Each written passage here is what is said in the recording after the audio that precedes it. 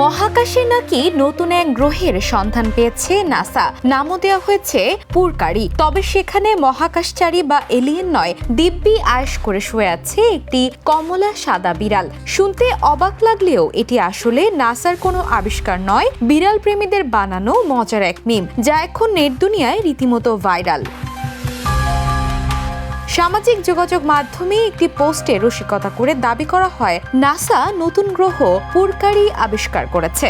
সঙ্গে দেয়া ছোট ভিডিওতে দেখা যায় একটি কমলা সাদা বিড়াল গ্রহের মতো দেখতে গোলাকার একটি বিছানায় আরাম করে বসে আছে। কিছুক্ষণ পর সেখানেই দিব্যি ঘুমিয়ে পড়ে সে। আসলে বিছানাটি একটি ক্যাট ট্রির অংশ, যার নকশা করা হয়েছে অনেকটা গ্রহের মতো, আর সেখান থেকেই তৈরি হয়েছে পুরকারি নামের মজার শব্দটি।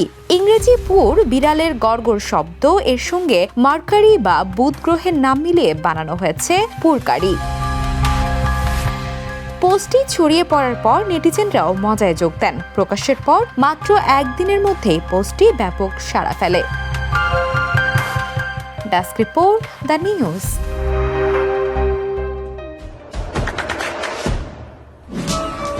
দেশে দেশে সবার সাথে দ্য নিউজ।